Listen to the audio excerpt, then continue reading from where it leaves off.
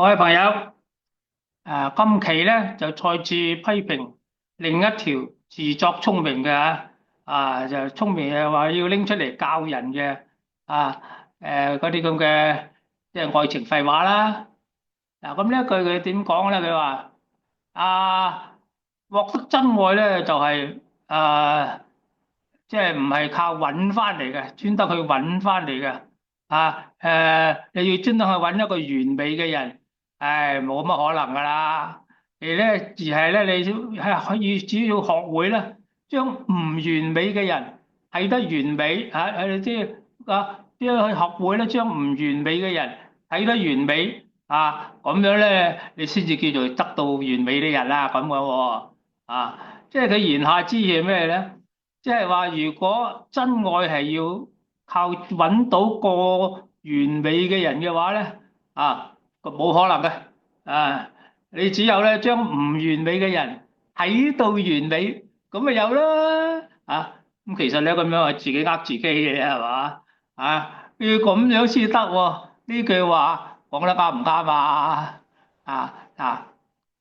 等我逐漸將佢講佢嗰句嘢逐段分析嚟到睇睇下，同大家嗱，首先乜嘢叫做完美嘅人咧？你又揾完美之人，咁啊完美咧又冇咩客觀標準嘅喎，係嘛？你即使科學上都唔會有揾到完美嘅嘢嘅喎，只能咧俾一個永遠唔能夠完美嘅分數嘅啫。即係點樣啊？即係比如咧。假設100分係完美啦咁咧就俾嗰啲100分以下嘅分數俾嗰啲事嚟到再等下仲以嗰啲100分以下嘅分數嚟到比較嘅啫嘛所以咧科學咧都承認永唔即係永遠咧只有更好就冇最好嘅嘢嘅，即使科學都係咁講嘅佢都係用咁樣互相比較嚟到睇嘅啫，完唔完美所以咧完美嘅人咧即使喺最客觀嘅科學嘅眼界裏邊咧都認為真係冇㗎，何況你度主觀度極嘅用個主導嘅極一隻嘅愛情世界裏邊咧你普通嘅啲平時啲科學上嘅事實都冇得完唔完美啦。你啲主觀到極噶嘛，愛情嗰樣嘢就更加揾唔到啦所以如果話獲得真愛係要靠主觀去揾得到客觀嘅上嘅完美嘅人，咁當然咧就冇可能啦，客觀就冇可能啊嘛。咁你主觀去揾喎，咁嗰啲梗係唔信得過啦。咁但係咧，雖然客觀上嘅完美之人咧就冇可能啦咁主觀上嘅完美之人可唔可以存在咧？客觀上就唔得啦，主觀得唔得咧？咁既然係主觀咯喎，咁有人就會話，咁當然可以出現啦，係嘛？即係所謂情人眼裏出西施啊嘛不過咧，呢個由個人主觀造成嘅完美人咧，個問題就係佢唔能夠保證可以維持幾耐嘅，因為啲主觀都唔知維持得幾耐噶嘛。咁所以咧就唔擔保咧，你嗰個完美嘅人咧，必定咧有好嘅結果嘅，或者一路完美落去嘅咁嗰個理由就係咁你自己咁樣立意嚟到製造一個即係謊話嚟到騙自己，咁啊好辛苦噶嘛，唔能夠長久噶嘛除非你有神經病啦係就係講呢個情人眼裏出西施呢句話嚟講咧，點解會出西施先？因為如果佢真係我嘅情人，我自然就會有愛上佢嘅理由啦包括咧佢嘅外表啦反正外表呢樣嘢都冇人話即係有絕對噶啦，冇人見過真正嘅西施噶係嘛？你總之講得好，咁你咪自己話係好咪得咯。咁呢個主觀嘅理由咧，第啲人就唔可以唔贊同嘅。我主觀話靚嘛，你話唔靚啫啊！即係。但係你唔可以唔相信我嘅主觀噶嘛，仲冤枉我啊，將唔完美嘅人睇得完美喎。我係有權，亦有我嘅主觀理由，將我嘅愛人睇得完美噶嘛。啊，反正你都話啦，完美嘅愛人冇客觀標準啊嘛。嗱，如果你唔明白我喺度拗緊乜嘢咧，我舉個例啊，例俾你睇啊嚇。比如我話，呢碟餸啊真係好食啦咁。嗱，呢個係我主觀嘅感覺嚟啊，你可以唔同意我，我唔覺得好食，但你唔可以硬係話我，嘿，你啲傻佬嚟嘅，你都揾唔到更好食嘅嘢，太耐啦，所以先至將呢啲唔好食嘅嘢，算講得好食之嘛咁樣。嗱，你唔同意我就好，但係你咁樣嚟到話我咧，唔但止係憑空捏造喎，無中生有喎。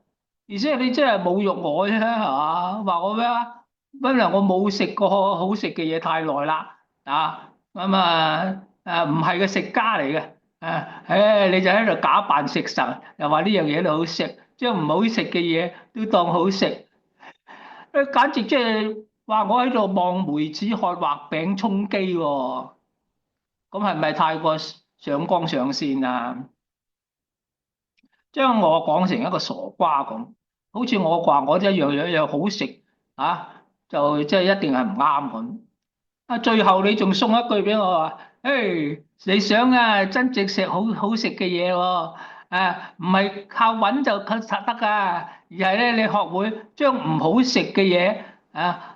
就係睇得好食咪得咯。你咁樣講嘢係咪仲混帳啊？咁樣講嘅呢個金句，你話佢咪語無倫次啊？嗱，好啦，嗱，即使我跟住你講嘅嘢嘅話去做，將唔完美嘅伴侶睇到完美，咁嗰個伴侶係咪真嗰個住伴侶啊？係咪真正完美啊？一對伴侶朝見口，晚見面。如果對方唔完美譬如佢嫖賭飲吹日日鬧人打人喂，你係咪繼續將佢睇得完美咁就繼續完美落去將個問題睇得咁輕鬆容易，你簡直係天方夜譚啦！派你去講兒童故事好過啦，嗰啲兒童你都覺得你太過荒謬無知無謂教壞佢哋況且你咁樣自己呃自己落去唔完美就當完美，你只會害人害己嘅啫嘛。因為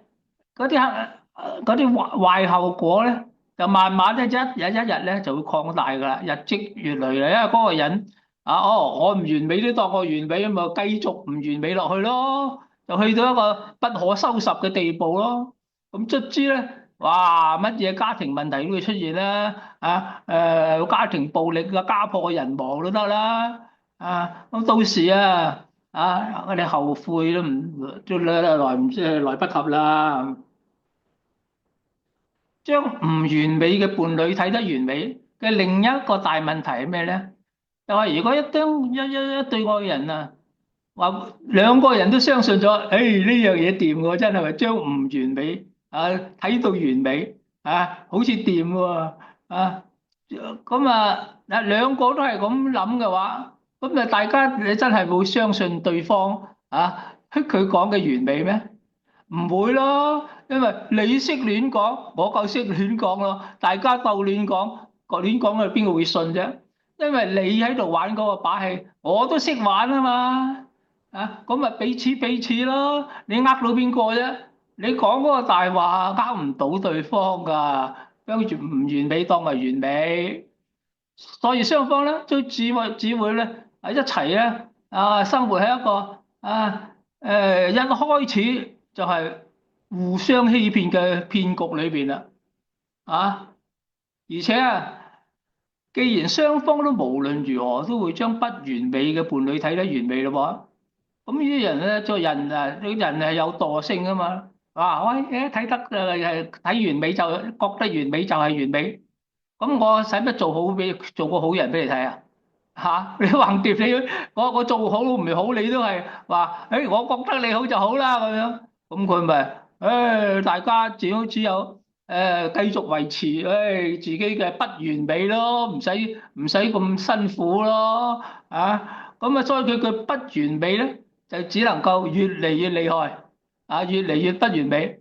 總之啊，搞到自己放浪形骸啊，為所欲為啊！乜嘢壞事都做出嚟啦！你咁樣繼續落去唔通呢啲就係你想獲得嘅真愛咩？你咁樣去縱壞對方咁樣你會對方就會好嘅啦咩？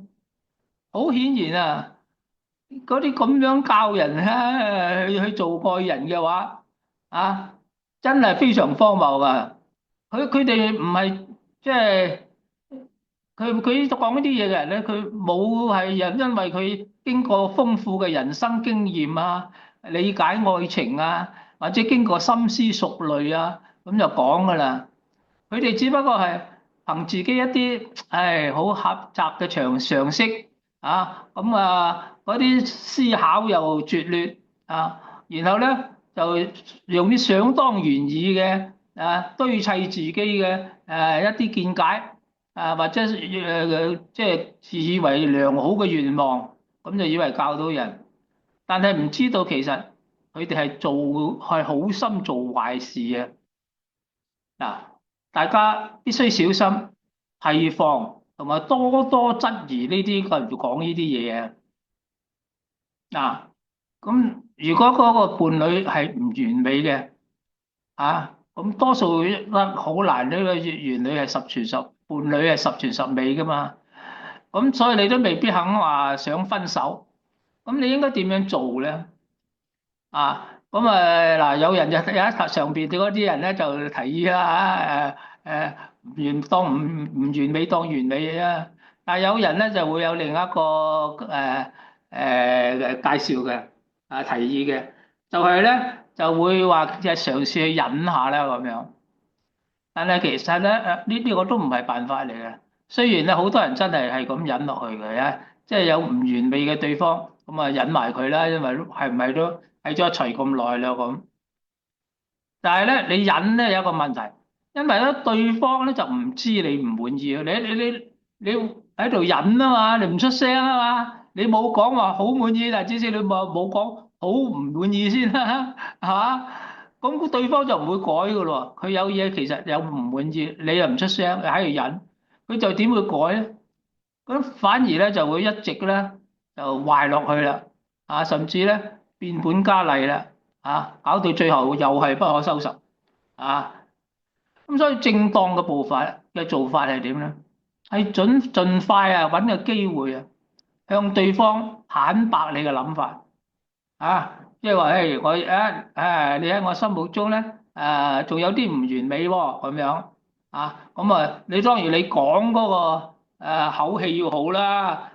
即係你個言辭係懇切嘅只不過係好客觀咁陳其利弊啫你要保持客氣又同埋咧用一個鼓勵嘅態度，唔係怪責嘅態度而係一個但係咧即係關切嘅態度咁咧你咁樣講俾對方聽咧，唔係冇機會嘅喎，只要你係唔好激親佢你只要係即係坦白咁講咗個問題咁樣咧，對方先至可以真正面對自己嘅問題，係嘛？咁就有機會咧真係引導佢去改啦，咁個愛情咧就可以進步啦。咁嘅方法咧，就點都比唔完美嘅伴侶睇得完美，靠個睇得完美嚟到解決咁啊唔得嘅。你咁樣咧係扭曲自己嘅真心只不過喺度自欺欺人啫嘛咁一定要明白咧，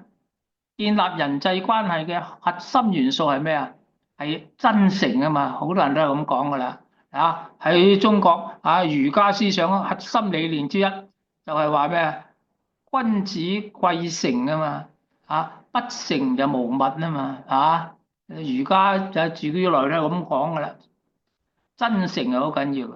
喺西方喺度啲著名嘅心理學家啊，譬如 Rogers 啊，就指出咧，無論係建立個人或者團體關係咧，只要你係建立關係啊，主要咧就係能夠營造一個真誠嘅、肯定嘅同埋理解嘅環境，啊，先咁咧先至可以咧將嗰啲僵化咗嘅問題咧就靈活化佢咁咧。從依賴就轉為自主，即係你唔好係咁忍變咗個消極咧，積極嘅轉為自主嘅嚟到抗拒嗰啲抗拒將個轉為咧將個抗拒咧轉為互相接納，咁呢種人際關係嘅呢種哲學咧就可以被解釋咧為對方嘅尊重同埋信任咁你一路去俾咗佢一個意見之後咧，你咧仍然係俾咗佢哋一個尊重同埋信任咧，咁咧對方咧就會感到咧